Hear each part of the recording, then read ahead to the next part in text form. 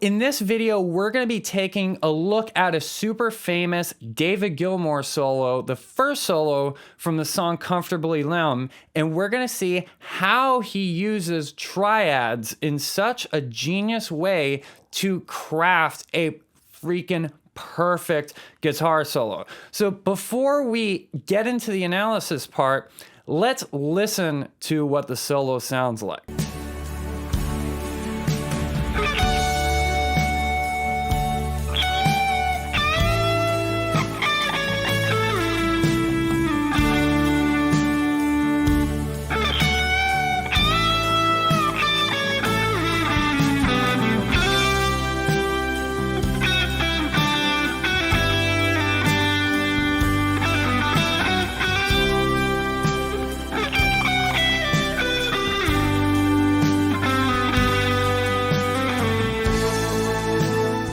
Now we're gonna jump right into the analysis of the solo. We're not going to be going over the tabs for it right now. So there's lots of videos that you can check out on YouTube, the tabs, and actually there's a very specific reason why I don't really want to take a look at the tabs. And that is because a lot of times what's happening is that notes are getting bent into. And when they're getting bent into, we can't really see the actual name of the note on the tab sheet. So, for example, if a note like D is getting bent up to E, it's gonna just show as a D on the tab sheet, and that's gonna get a little bit confusing. So we're gonna use standard notation right now. Don't worry, because if you are not familiar with standard notation, I'm gonna walk you through this really, really slowly, okay? So let's begin with, of course, the beginning of the solo. So the beginning of the solo goes like this. And this right here is essentially just a major triad. Now, there's two parts of the chord progression in this song. If you take a look over on the left to the iPad, there's this progression that is just D to A, back and forth. So that gets repeated 2 times, D to A, D to A. So it's really important that we know the names of the notes that are in each of these triads, because these are the notes that are going to be used constantly on each of those chords. So on the D chord, there's lots of Ds, F sharps, and As that are being used. And then on the A chord, there's lots of As, C sharps, and Es that are being used, okay? So then after we get through that section, there's going to be this C to G progression that gets repeated over and over. So C major, C, E, and G. So there's going to be lots of C's, E's, and G's used. And then on the G chord, there's G, B, and D's in that chord. So it's really important that as we go through this, we understand what notes are in those chords, because it's going to make it a lot quicker for us to analyze it. So this first little phrase here is a D major triad. So it's A, D, F sharp. Okay, so the A is the 5th in the chord. So we're gonna pull up the text here. So we're gonna write the number 5. And then the next note is D, which is the root. So I'm just gonna write an R when it's the root. And then the F sharp is the 3rd of the chord. So I'm just gonna write 3. So, seems pretty simple. It's literally the chord in the progression is a D chord. So he just literally plays a D major triad. Pretty cool. So then afterwards, you get this thing where he bends up from F sharp to G. And then he ends up bending up into an E note later. So here, again, it's bent up. So on the guitar, we're playing the exact same note, or rather the exact same fret, but we're bending it up just a little bit. So actually, this F sharp goes up to a G. So the G is actually going to be the fourth. So this G is not in the chord. So one thing that's really important to understand is that when we solo with triads, of course, we get good at soloing with triads by just using triads at first. But the thing is that we need to also be able to combine the triad with the scale. So I'm going to write out the D major scale here because this part of the progression, D to A, is in the key of D major. So the D major scale is going to be D, E, F sharp, G, A, B, and C sharp. Okay, so that's 1, 2, 3, 4, 5, 6, 7. So that's how we know that G note is the fourth, because if we're on a D chord, we always need to be able to count like as if we have a major scale from that root. So we're on a D chord, so we're treating D as the root, so we go D, E, F sharp, G. G is the fourth. Okay, so that's how we determine that's the fourth. So then we go back to an F sharp here, and that's going to be back to the third. So we already played that note before. And then now we're switching to the A chord. So now all of a sudden we have to kind of refocus our attention to A being the new root. Okay, so what we do here is, I just said that this part is in the key of D. So we're going to actually write out the notes that are in the key of D major, but we're going to start them from A so that we can figure out if there's going to be any other notes that are not in the chord. So we're going to have A, B, C sharp, D, E, F sharp, and then G. So again, those are the exact same notes as D major, but we're starting from A. So now that's going to give us 1, 2, 3, 4, 5, 6, flat 7. Why am I calling that flat 7? Well, whenever we do this kind of thing, we have to compare it to a regular A major scale, which would be a different key. Now, in a regular A major scale, it would be exactly the same, except there would be a G sharp in it. That would be the normal 7. But in this case, there's no G sharp, there's a G natural, because that's what fits in the key. By the way, we were just playing G natural 1 second ago on the D chord. So that's what's going to tell us that it's the flat 7. So now we're playing an E on this A chord. So we can just go right here and think, oh, E is the fifth of that A major chord. So each of these chords, the A is the root, the C sharp is the third, E is the fifth. So you just think root, third, fifth on each of these spellings of the chords that you see there. So now I'm going to write 5. So it's really important for us to understand the chord tones, not just the notes. The notes are super important, but the chord tones. Now, next thing we have is that we have a D note here. So D, if we look at our D major scale that was written out starting from A, we'll see here D is the fourth. So we're going to write a 4 there, okay? And then it goes right down to the third, C sharp.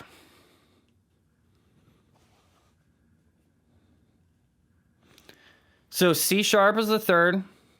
So you can see what's going on here is that it's not totally sticking to the triad, but it's really sort of emphasizing the triad. So we have...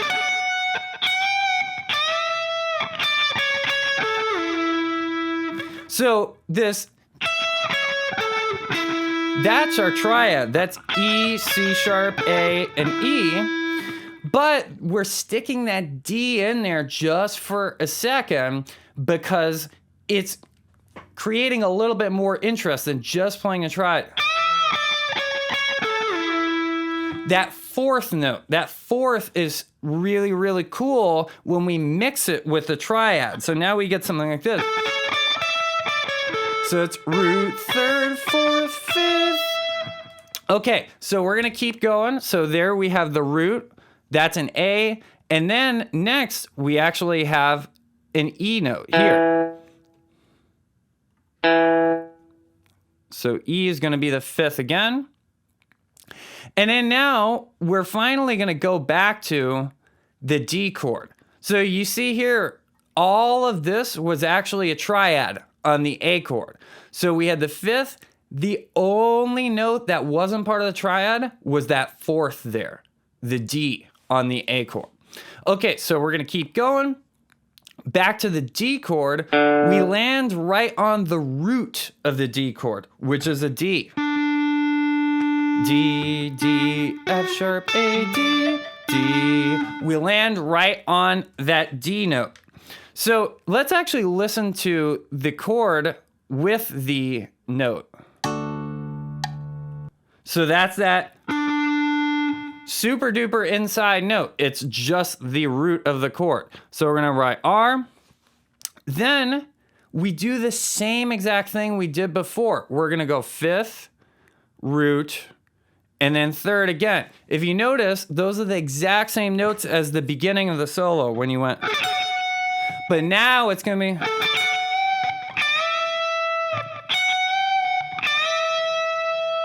Right? So now we're gonna go to, again, another G note here, which is gonna be the fourth again, and then back down to the third. So that's a super common thing, everybody, when you're on a major chord, is playing that third of the major chord, bending up a half step to the fourth, and then letting it go down to the third again. Super duper common. You're gonna see that all the time. And then now, earlier we landed on an E in the A chord, and guess what? He does the same thing again. So E is the fifth of the A chord. And then again, a D, which is the fourth again, the third. So now we're doing this whole line, which is very similar.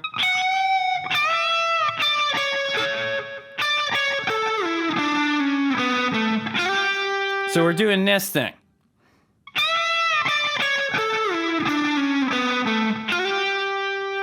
So now you see also the rhythms, of course, changed a little bit as well. So he's using triplets. There weren't really any triplets before. This is the first time that the triplets coming up in this solo. So we're focusing a little bit on the triads here, but the rhythmic selection in this solo is so good as well. So now we're gonna have A, which is the root again. I'm gonna try to go faster so this isn't too long. Then the fifth, then a D, which is the fourth, then C sharp, which is the third again. Now B, this is the first time we saw it. So let's look on our chart here on the left. We're on the A chord, so B is the second. So we're gonna write 2 there. So that's just a note that's from the scale. It's not in the triad, but it comes in between 2 triad notes actually. Because now look, the next note is gonna be 1. Or let's write root. So in between the third and the root, you always have that second there. So C sharp, B, A. That's literally just like mi, re, do, if you're singing a solfege scale. So that's very, very, very common to, again, you have your triad, but then you see what are the notes that are around the triad and use those, like the fourth and the second. Those are super, super duper important notes. Now, finally, let's clear up some space here. We're gonna hop down to the second half of the solo, which is gonna use the chord progression that is listed underneath over here on the left. So we're going to a C chord now. And what do you know? Look at the notes in the C chord. C, E, and G, right? So C is the root, E is the third, G is the fifth. Well, what do you know? It lands right on a G, which is the fifth of the chord. Let's listen to what that sounds like with the chord. Da, Super great sounding note on there. So now, this is a slightly tricky one to analyze because you can see here now there's an F sharp. So this progression here is actually in the key of G. If we really take all things in consideration, not going to get super into detail why, but it's in the key of G. So now we need to write out a G major scale, which is all natural notes except it has F sharp in it, which you see that's an F sharp right there. We're going to write a G major scale starting from a C note. So C, D, E, F sharp, G, A, B. That would be the G major scale starting from a C. So it's going to give us 1, 2, 3, 4, sharp 4, actually. Because if it was a C major scale, it would be F natural, and that would just be our regular 4. Again, regular 4 is when we have a regular major scale. But if we see all of a sudden the scale is a little bit different than a major scale, we have to think, how is it different? Oh yeah, it's a sharp 4. So then we have 5, 6, and 7. Those are all normal things. So this F sharp here is a really, really cool note to play because it's this sharp 4. Now, we're not going to get super into detail about it, but it's not in the triad, of course. Triads are root 3rd and 5th. But you're going to see we're going to go through triad notes. So we're going to write sharp 4 there. Then we have an E, which is the 3rd of the chord. So there's another triad note. And then we have D, which is the 2nd we can see here from our chart. So let's write 2 there. And then again, we got another F sharp and another E. So that's just going to be another sharp 4 and then another 3rd. Now we're switching to the G chord. So what are the notes in the G chord? G, B, and D, right? G is the root, B is the 3rd, D is the 5th. So now you'd think we're going to land on one of those notes. Not yet. So we're actually landing on E note here. So now we need to write out the G major scale to figure out what is this E note doing here? How does this relate to a G chord? So G, A, B, C, D, E, F sharp. Let's fix that. So that's going to be 1, 2, 3, 4, 5, 6, 7. So that's an E note there. So that looks like it's the 6th to me. So, okay, let's see what happens after that. Oh, he resolves to a D note. So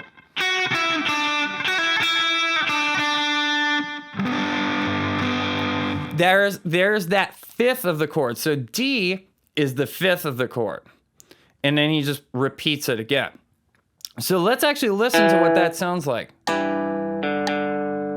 So this is a super duper cool technique where we're focusing on those triad notes. You still got to that triad note, but you delay the resolution slightly after the chord changes on purpose.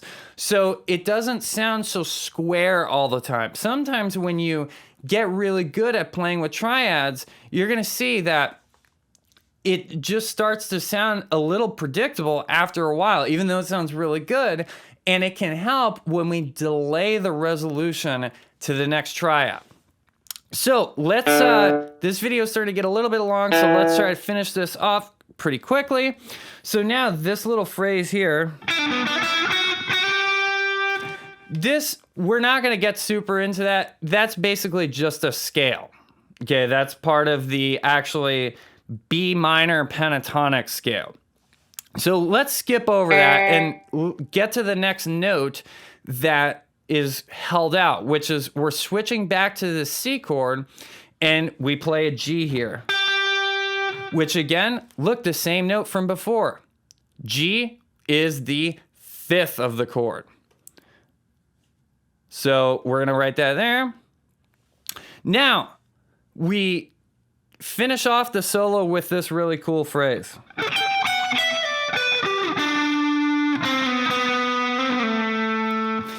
So we're going to see something really cool here, which is, check this out. So we have an A.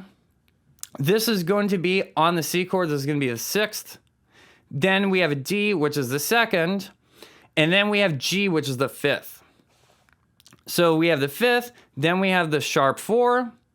Then we have the 3rd. Then we have the 2nd. Then we have the 7th. And then we have the 5th again.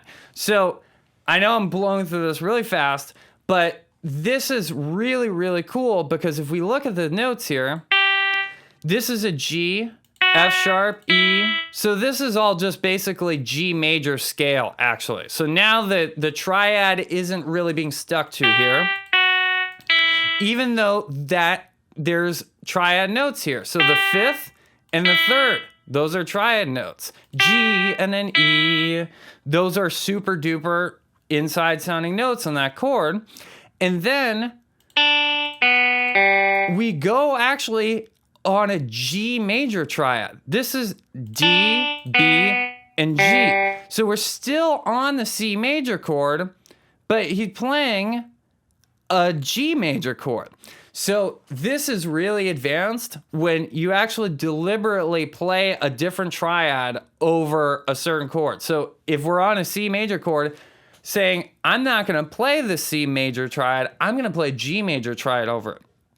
And it gets us sort of these juicy notes, like the 2, the 7, and the 5, very purposefully. So now, again, there might not be all the chord tones in there, but now these are the extensions. The 2 and the 7, they can also sound really, really good, and they can sound really sophisticated, especially when we do it like this by saying, I'm going to play a G major over a C major chord. And then now we switch back to the G major chord. We're in the last leg of this thing. So he went like this. There's that D. So that D, guess what, is the 5th of the G chord. So actually we end with 2 5ths in a row. The 5th of the C chord turns into the 5th of the G chord right afterwards. And then we just have some scale stuff that lands on chord tones. So we have C, which is the 4. Then we have B, which is the 3rd. Again, you see that over and over. The 4th going down a half step to a 3rd. You can hear that. Da, da, da.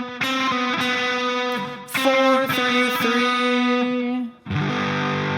4, 3, 3. That 4 a lot of times sounds a little nasty if you just sit on it, but then if you bring it down a half step to that 3rd, it sounds really cool. And then finally at the end, we got another 4, 3, and then a 2. And we're going to stop it right there because afterwards, actually, there's an A chord. So that 2 is an A note, but the next chord in the song, after the solo ends, is an A major chord. So it actually ends up just being the root of the next chord in the solo. So you can see here that this solo is super duper cool, and it's crafted using basically 2 techniques. Number 1, lots of triads. David Gilmour knows all of these triads all over the fretboard. He knows the A triad, he knows the D triad, he knows the C triad, he knows the G triad. He knows them all over the fretboard.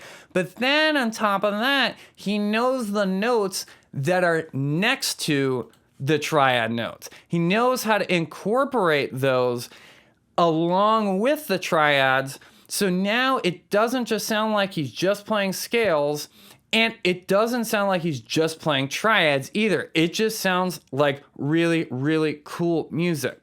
So I hope that this analysis really helped. You should go look up the music, learn how to play the solo, but not just that, learn these triads and see where these triad shapes come from that he's using in the solo. It's super duper important for you to not just learn how to play solos, but actually understand how they're constructed. So if you want to know the best way to get all this stuff under your belt, have that deep understanding of triads. So maybe if you had a little bit of trouble following along with this today, you can get by easier and you can actually use these things in your own solos. Make sure you head on over to jamsville.com and check out the Jamsville GPS Fretboard Fundamentals course, which I made for exactly this purpose. So you can master triads, master the fretboard, and master the keys you're playing in, so that when you learn a solo like this, you can say, oh, yeah, I see that. That's a D major triad. Oh, I see that. That's an A major triad. Oh, I see exactly where David Gilmour's pulling this stuff from. And when you have that perspective on the music that you're learning, then all of a sudden, it actually makes you able to use it in your own solos. And until next time, listen, learn, and jam.